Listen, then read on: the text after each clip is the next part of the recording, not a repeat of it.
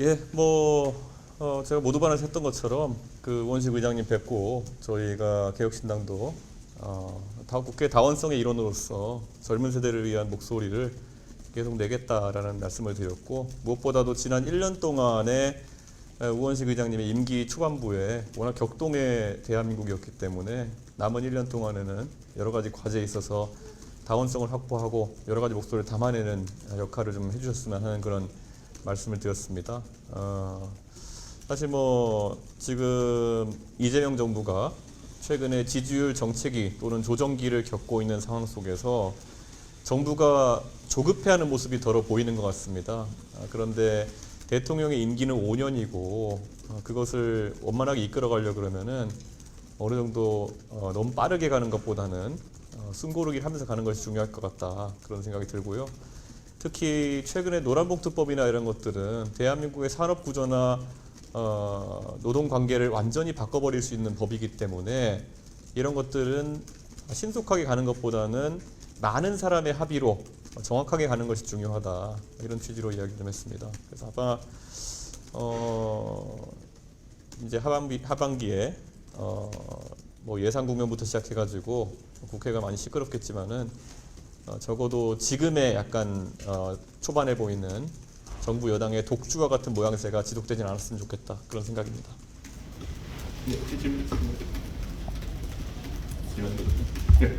그 윤석열 정부의 집권 초반 당대표를 하시지 않았습니까? 네. 그러면은 그 윤석열 정부도 어떤 지지율 조정기가 있었을 텐데 네. 두 정부를 비교하면 어느 정부의 하락폭이 좀 더 크다고 보시는지? 윤석열 정부는 저를 7월 7일인가요? 쫓아낸 다음에 그 다음 주에 12%인가 13% 폭락했습니다.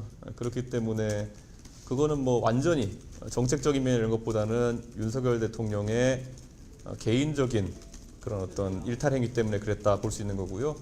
이재명 정부는 지금 구조적인 문제에 좀 직면해 있는 것 같습니다.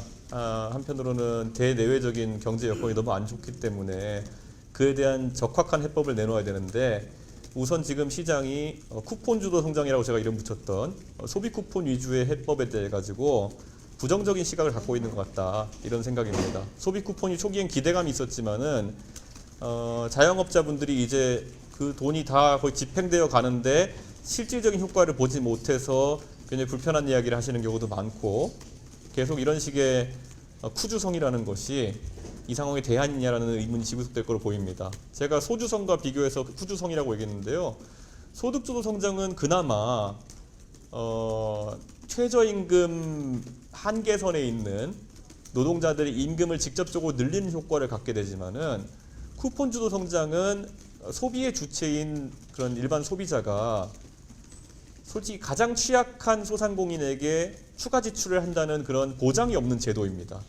예를 들어 우리가 음식점이 잘 되는 곳과 안 되는 곳이, 좀 덜 되는 곳이 있다고 생각했을 때요, 만약에 개개의 소비자가 그 쿠폰을 들고 소비를 하러 간다고 했을 때 어떤 이유에서든 기존에 잘 되던 음식점으로 갈 것이냐 덜 되던 음식점으로 갈 것이냐에서는 잘 되던 음식점에 더 가게 될 가능성이 높다. 그래서 이런 쿠주성이라고 하는 것은 오히려 일반적인 소비 행태를 봤을 때 부익부 빈익빈의 효과를 낳을 수밖에 없는 구조가 좀 있다. 그리고 제도가 좀 더 촘촘하게 설계됐어야 되는데, 저희 지역구인 동탄 같은 경우에는 상당수의 소비 쿠폰이 학원 지출로 이제 소비가 되었습니다. 그렇기 때문에 학원 지출로 물론 간 다음에 또 남는 비용을 다른 곳에 소비 지출했는지 모르겠지만은 학원 업종과 같이 일부 업종에만 조금 몰리는 경향성이 나타나고 있다, 이런 지적을 할 수밖에 없습니다. 그래서 대통령께서도 우선 이게 마중물이라는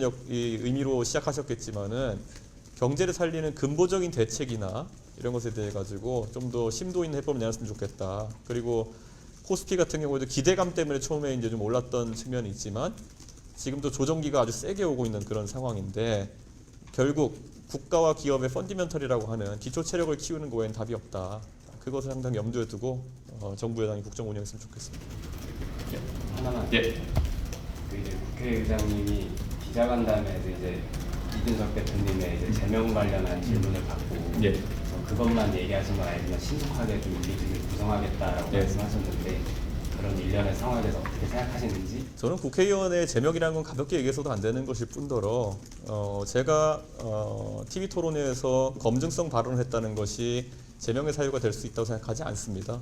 그리고 그 발언에 대해 가지고 TV 토론에서 어떤 것은 할 수 있고 어떤 것은 할 수 없다라는 것도 한 번도 저희가 논의된 적이 없는 그냥 자의적인 규칙이 될 수밖에 없다 이렇게 굴러가면은, 예를 들어 지난 대선 과정에서 어떤 당의 경선에서는 뭐 춘향이 어떻게 하는 얘기 뭐 이런 아주 원색적인 비속어까지 나왔는데 불구하고 그에 대해서 지적하는 목소리는 없었는데, 다만 대선 토론 과정에서 이런 것들에 대해서 자의적인 잣대가 계속 나오기 시작하면은 사실상 모든 검증과 그런 어떤 발언을 제어하게 되는 역할을 하게 된다. 그래서 저는 뭐 그 부분에 대해서 담담하게 제가 대처하고 있지만은 너무 정치적으로 자주 거론하지 않았으면 좋겠습니다.